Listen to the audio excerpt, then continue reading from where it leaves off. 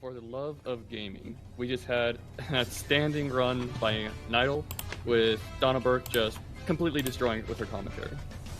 Now we have, oh my god, I forgot it. Crazy Tone doing, more horror for our horror block, which is The Simpsons Road Rage. Yep. So I'm playing The Simpsons Road Rage, and we're doing mission mode. There's actually only two categories to this game. There's mission mode and 100%, but 100% is a little bit over 7 hours, so I don't think we'll be doing that today. Anyways, here we are, the mission mode tab. Timer begins in 3, 2, 1, now.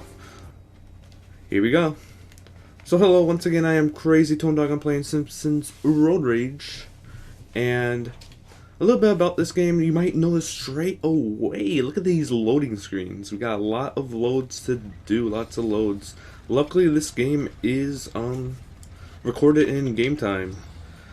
So it doesn't matter what console you play on, as long as you're playing mission mode, everyone's at a fair advantage to get the best time they can when it comes to time off the loads. Anyways, we're in this first level. It's Willie. We're driving the tractor. We're destroying newspaper boxes. You may be wondering, why is Willie destroying newspaper boxes? Well, let me tell you. They have some, how do I describe this? Pro-transit propaganda in the Simpson Mall area. And Willie does not like that propaganda. So Willie's just gonna run over just 12 of the boxes and call it a day there. No more propaganda, even though I think there's like 20 or something. But that was a nice and simple way to start off mission mode. Mission mode's just kind of random stories everywhere, but every mission actually does have a story. A little bit about this game. This game came out in November 2001, so this game is quite old, older than Simpsons Hit and Run, the next game. And also, fun fact about Simpsons Hit and Run, the more popular game. Simpsons Hit and Run was originally Simpsons Road Rage 2 when they first started developing it. So that's a fun fact. Anyways, we're on level 2, the mission 2, Homer on the run. Homer snuck out of work to watch a baseball game with Bart and now has to sneak back into the power plant, avoiding Smithers. So we're going to do a little bit of maneuvering around, turn to the right, and here we are, the power plant. Homer sneaked back. Silly Homer going to a baseball game during work. Okay, so next level is gonna be Barney's Rage. So Barney had a rough night out, and is gonna take it out on various mascots. I don't approve what Barney's doing. Please do not run over your town's mascots. This is just a video game. Please be aware.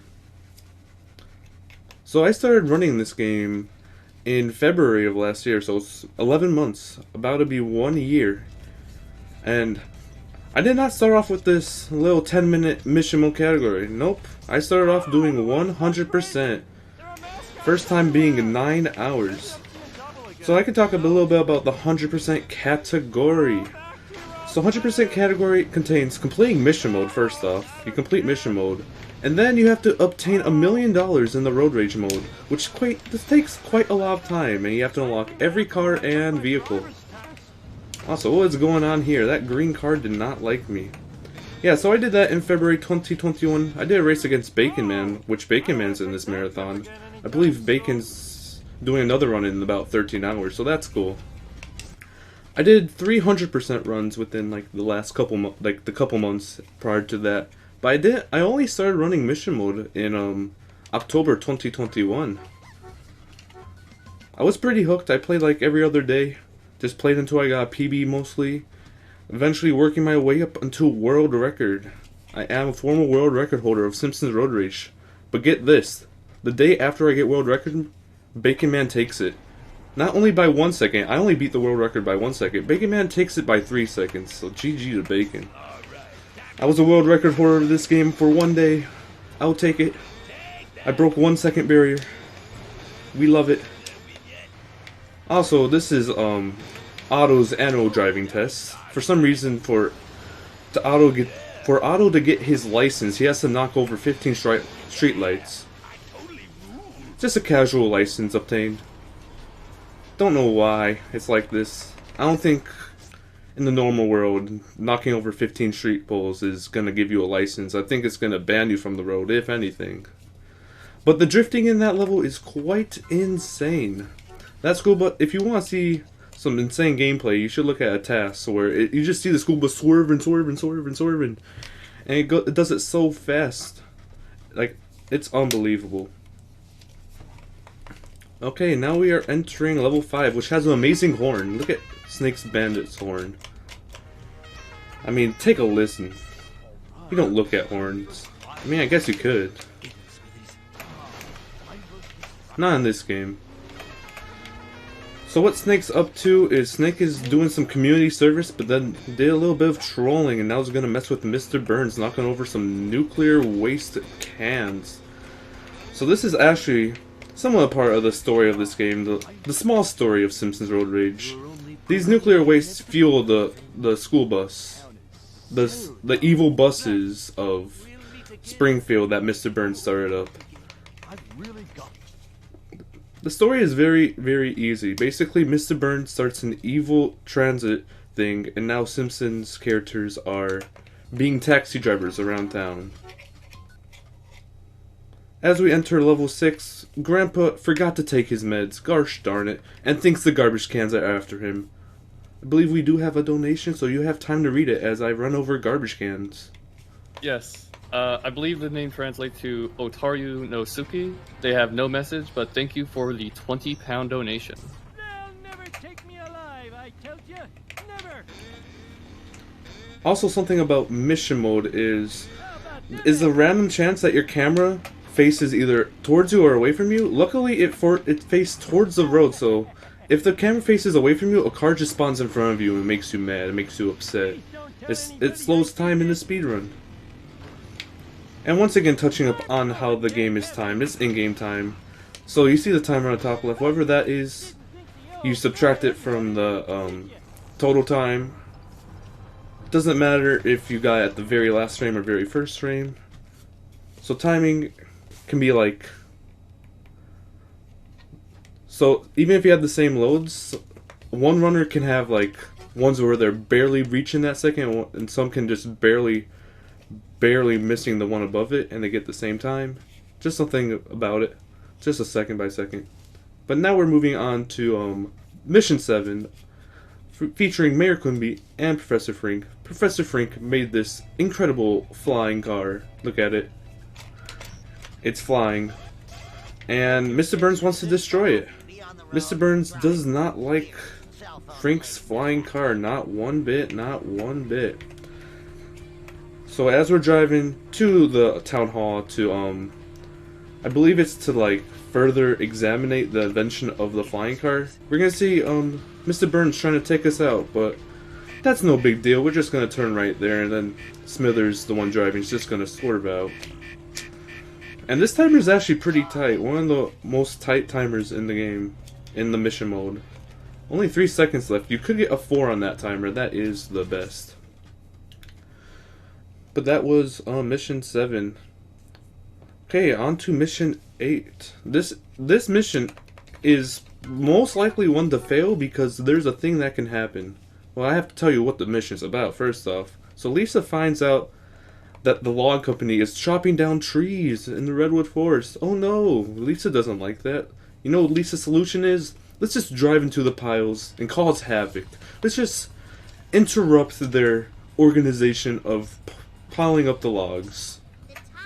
They won't like that. They're gonna quit.